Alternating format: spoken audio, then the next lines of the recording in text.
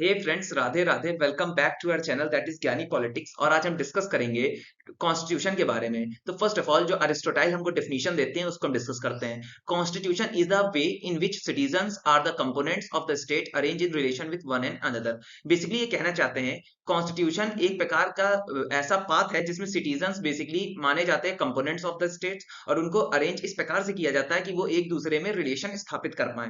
Then second of all Leacock क्या कहते हैं? लिकॉक कहते हैं कॉन्स्टिट्यूशन हमारी एक फॉर्म ऑफ गवर्नमेंट है। थर्ड गिलक्रिस्ट क्या कहते हैं? द बॉडी ऑफ रूल्स और law written on unwritten which determine the organisation of government. अब बेसिकली गिलक्रिस्ट हमारे ये कहते हैं it is a body of rules जो कि रिटन फॉर्म में भी होती है और अनरिटन फॉर्म में भी होती है, जो डिटरमाइन करती है ऑर्गन्स ऑफ गवर्नमेंट, उनकी पावर्स की, उनकी फंक्शंस की।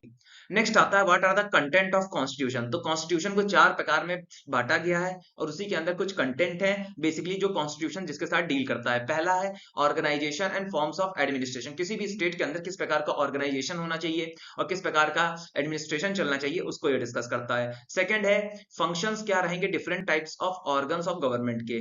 और थर्ड है फंडामेंटल राइट्स हमारे कॉन्स्टिट्यूशन में मेंशन होते हैं। फोर्थ है गवर्नमेंट का रिलेशन किस प्रकार से रहता है पीपल के साथ। एंड फिफ्थ है कैसे हम अमेंड कर सकते हैं कॉन्स्टिट्यूशन में, कैसे हम चेंजमेंट ला सकते हैं कॉन्स्टिट्यूशन में।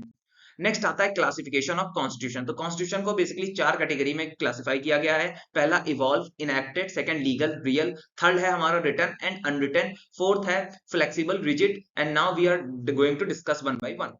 First of all, evolved and enacted constitution. So many writers are the view that two types of constitution, evolved and enacted. Basically, ancient time में बहुत सारे writers मानते थे constitution दो ही प्रकार के होते हैं, that is evolved and enacted. अब basic difference क्या होता है दोनों में उनको हम समझ लेते हैं।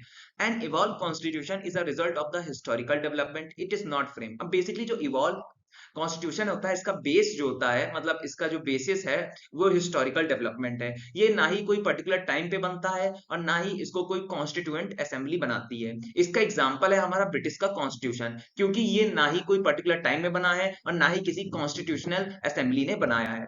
देन अब हम बात करेंगे इनएक्टेड कॉन्स्टिट्यूशन के बारे में। Enacted constitution are frame at a particular time like America constitution which was framed by the constituent assembly after the declaration of independence. Basically enacted constitution evolve constitution के opposite एक particular time frame पे बनाया जाता है। इसका example है हमारा American constitution जिसको कॉन्स्टिट्यूएंट असेंबली ने एक पर्टिकुलर टाइम पे बनाया था।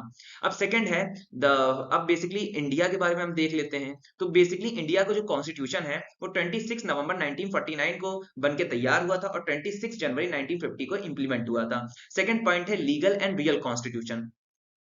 Sometimes the constitution are classified its way also.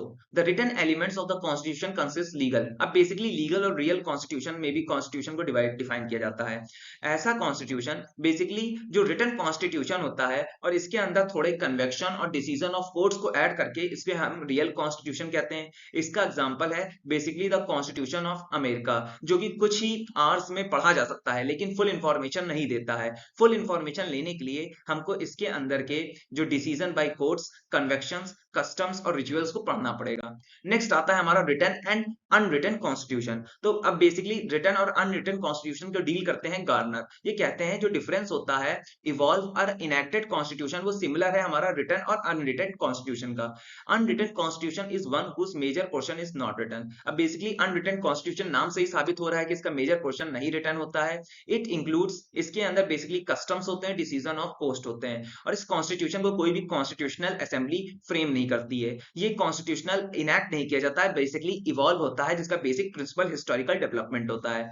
ठीक है, अब फोर्थ पॉइंट है रिजिड एंड फ्लेक्सिबल कॉन्स्टिट्यूशन। अब इसमें हमारे प्रोफेसर टीएफ स्ट्रॉन्ग कहते हैं the distinction between written constitution and the unwritten constitution is false, imaginary and myth. अब जो हमारे टीएफ स्ट्रॉन्ग है ये सारे पिछले वाले जो कंपोनेंट है उसको एबॉलिश करते हैं, कहते हैं कि जो रिटन कॉन्स्टिट्यूशन है, अनरिटन कॉन्स्टिट्यूशन है, झूठ है, इमेजिनरी है और एक प्रकार का मिथ क्रिएट किया गया है। फिर 22 आते हैं through the distinction between written and unwritten constitution is necessary, the word written and unwritten is not suitable.